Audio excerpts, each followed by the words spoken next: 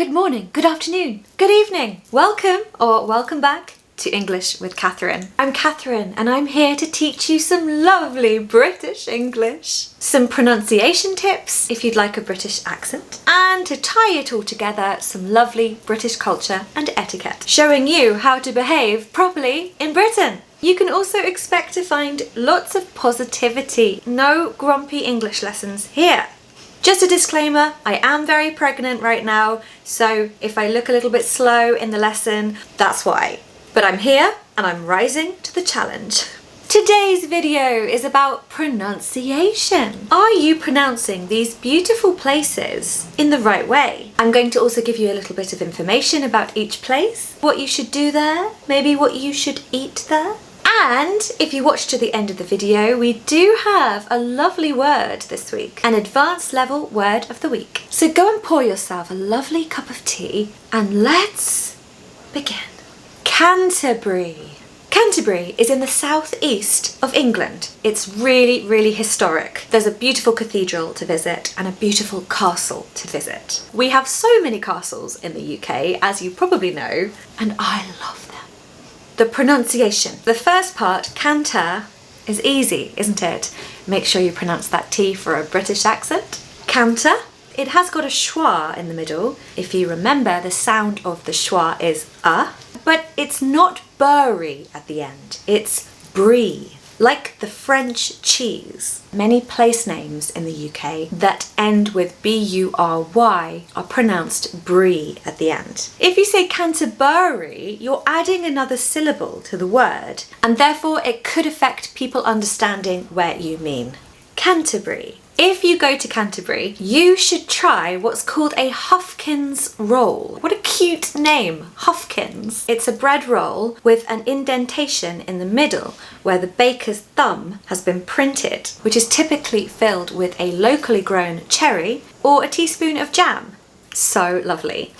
Number 2, Cornwall. My favourite place in the UK. It's right down in the southwest of the UK. So, you know, the British Isles, there's a leg at the bottom. Well, Cornwall and Devon are in that leg. Don't pronounce the R in the first syllable. So it's just corn, corn.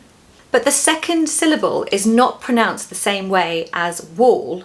Nothing is ever simple when it comes to pronunciation in English. It's actually a schwa sound. If you want to sound beautiful and perfect when you say this lovely place, say Cornwall.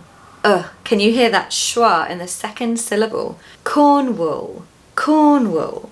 If you visit Cornwall, you must try a traditional Cornish cream tea, and that's a scone with clotted cream and strawberry jam. Of course, served with a pot of tea. It is genuinely delicious.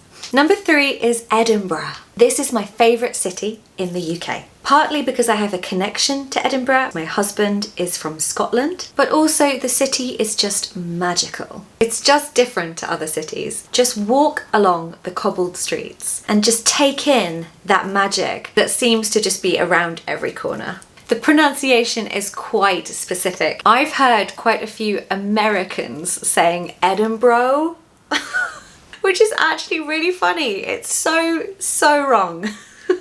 It's Edinburgh, bruh. It's just a bruh sound at the end. Don't be put off by that U-R-G-H. Just ignore those letters. So it's Edinburgh. 3 syllables, stress the first one. You should definitely try haggis if you are a particularly carnivorous carnivore, or you should at least try a dram of whiskey. Wait till the evening time, go to a really cozy bar, make sure it's raining outside, and let the whiskey warm the cockles of your soul. Number 4, Stonehenge. I'm sure you know about Stonehenge. It's a very popular tourist attraction, a big stone circle with massive rocks. If you visit Stonehenge, all you will be thinking is, how did these rocks get here? How? It's a mystery still to this day. As you know, in British culture, we love to preserve everything, whether that's fruit in a jam, or a beautiful castle, or an ancient monument like Stonehenge. The pronunciation is about intonation. The intonation is so important. The reason I know this is because the other day my student told me that they had been to Stonehenge, but they pronounced it Stonehenge. They said, Stonehenge. I went to Stonehenge. And I was like, Stonehenge, Stonehenge, Stonehenge? Where's that? Then they mentioned that it was rocks, big, big rocks. And I was like, ah, Stonehenge. If I hear henge loudly, I'll know where you mean. Keep that O in stone really round and elegant and beautiful. Stone, stone. And the GE in henge is a J sound. Henge, J, henge. Oxford.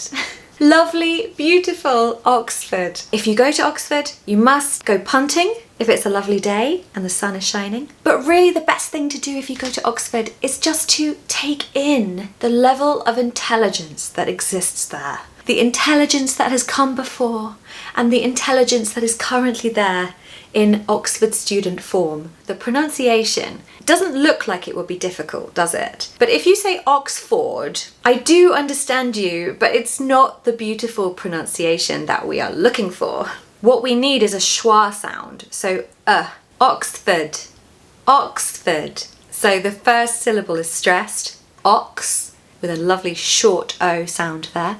Ox, Oxford, Oxford. Don't pronounce that R in the second syllable, just replace those letters with a schwa, Oxford is a very traditional English place, so if you go there, you should try a pie. If you want to be really traditional, try the steak and ale pie, and you should have it from this little pie cafe in a place called the Covered Market. Visiting the Covered Market is an experience in itself, but of course if you get peckish while you're there, try an English pie. The last one on this list is Greenwich. Greenwich.